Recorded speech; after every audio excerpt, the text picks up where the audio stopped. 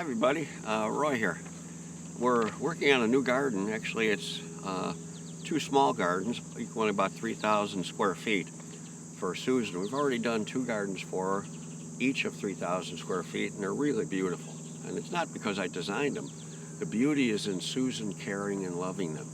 She takes care of these all by herself. She comes out on Saturdays with her Dutch push-pull hoe, and she loves gardening. So it's a simple solution. When you love something, you'll do something with joy and happiness. And her gardens are beautiful. And I get a lot of people say, well, it's too much work. I don't know what to do. And those are people that really, to me, just don't love gardening. Because if you're after that joy of doing, you'll find the solutions within. And they come so quickly. But it's the consistency you give it. So with this new garden, we're pulling off some of the repetition of some of the plants, some of the calamenthas we're repeating through here, some of the moments of Rudbeckia covering the area. And in this garden, I'm using a new Amsonia selection called Butterscotch because I really like the fall color. Is super. It's a butterscotch fall color. And I'm doing a bubble garden. And the way I created the bubble garden was first I wanted to do the Amsonia.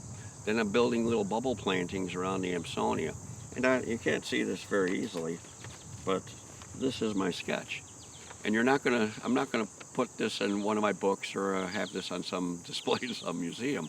This is all I really need. I look at the distance with the bubbles and spacing. When I space them out, I have a feeling of being spaced right based on the scale of the bubble planting. And then how am I going to tie the bubble planting together? I'm going to put in a Perovskia meadow. And then the Perovskia meadow, the little spire, is going to have different elements of white cone flowers mixed with Echinacea pallida. And then it's going to be blended with Vernonias at the base, at the end, some shorter ironweed. And I'll show you that as we lay the plants out. But basically, this is my beginning, emotionally, so I can think and get started. And then I build off it with the plants I chose as I walk through the beds at the nursery. So the nursery really helps inspire me too. I'm walking by groups of plants. I can use that with this group. I can use that group. And I know some of you say, well, Roy, we don't own nurseries. We don't have that kind of ability to walk by that. Well, you have garden centers. You don't have to go to a garden center and buy things. And I'm not trying to tell you not to buy plants, but go through there just to get inspired by the plants you like to try, even the plants you know. And then look at how those plants you know can fit into the initial patterns you're creating, be it a bubble pattern, it could be a sprabless mini meadow, and you take that mini meadow, repeat it 12 times in a bigger planting, and have one or two elements tie it together. I guess what I'm trying to say is people look for what's the right way to do everything. There is no right way. There's no set of rules to follow. There's only how you feel inside, and then how you come to know plants and understand who they are and how they live together. It goes back to what I started this whole YouTube channel about, understanding the growth rate and growth habit of plants from youth to maturity when you put them in the ground. And that goes back to you. Where do you want to take yourself within the gardening world? Who do you want to be? What's your future asking from you? It's not, how can I be this person or that person? How can I get all the right clothes at Banana Republic to look like the coolest gardener? Should I drive a Prius or a Range Rover? That has nothing to do with gardening. That's all the fake stuff. It's how do you want to be for yourself and come to know the plants and just enjoy it. Have fun. I'm having a great time laying this out. Our team is here. We're drilling things in. And then I know Susan's going to love, nurture, and care for this garden. And that makes me so happy to know that. So follow us as we place the plants, and thank you for your time too. So as I mentioned, bubble pattern, I should probably describe in my world what is a bubble planting. Well, we all know what a bubble is. It's something you blow, it goes in the air, that you can see through it. That's one form of a bubble. Another bubble is when you pour water into a glass or 7-Up into a glass. That's a good example. You see all the little fuzzy bubbles on top of that. So a bubble is a little small area, and it could be 5 feet wide, it could be 3 feet wide, it could be 7 feet wide, depending on the scale of the bed. So I'm looking at my bubble gardens are going to be about 6 feet wide, and it's going to be a bubble of 3 different plants. And the bubble is basically a grouping, and I call them bubbles. So each grouping is going to bubble its way through the garden at different spaces. And I'll show you what's going to go with Amsonia butterscotch, but it's a grouping of 3, possibly 4 plants in a group. And the bubble actually goes vertical. My bubbles are going vertical, so they're going to be stretched out and elongated. So it's basically a term I use to describe a grouping that, and for me, they're vertical, or most times taller than they are wide. And it's a group of 3 to 4 different plants within the bubble. So hopefully that explanation helps you, and we'll see how it all works out. Thanks. And this is one of the bubbles. I actually simplified it a little bit, but this is the Amsonia butterscotch with that really nice butterscotch fall color, very outgoing. And I used a Nepeta subsessilis Sweet Dreams. So every Amsonia will have Nepeta subsessilis Sweet Dreams with it. You can see it there, back there, and I kind of crisscrossed it through the garden. I used it 1, 2, 3, 4, 5, 6. I used it 7 times through the garden. And each time I have those 2 together, and I have other plants with it. I followed up with a Rebecca on that one, American Gold Rush. That particular group in the back has some Calamagrostis Carl Forster with it. Carl Forster's picked up on the other end with Echinacea Northwind and some Bruvskia, which is another set of patterns.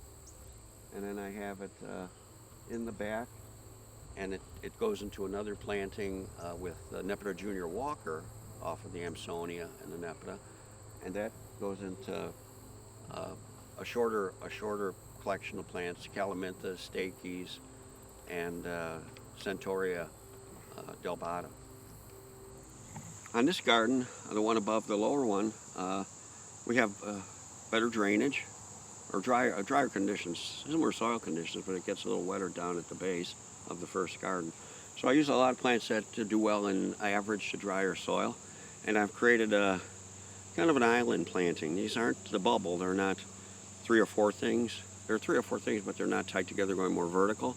These are more spread out, like Monarda bradburyana is part of the planting. Monarda bradburyana is going to spread more. It's going to be low and spreading. And in between the Monarda bradburyana, I've got Calamir's Daisy May, which will be more upright and mounding, and it'll go above the top of the Monarda bradburyana, and the white will contrast the darker foliage of the Monarda. Seed heads of Monarda are dark color plus the flower. And then another island of little blue stem called Little Luke. It's a short little blue stem I found up in Ball Bluff with Coreopsis zagreb. And that connects up to another island of Salvia wisui.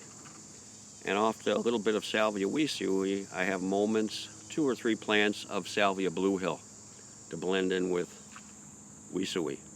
And I repeat those patterns all through here. You'll see, here's the Monarda calamaris. Up there is the Monarda calamaris. And at the end of the garden is Monarda calamaris. And in the center is Monarda calamaris right here. And each group has Little Luke, groupings of Little Luke, some 3, some 5, touching each of the Monardas. And in the back there's another one. And then I took a few of the Little Luke and I connected them to Salvia wisui with the Salvia Blue Hill.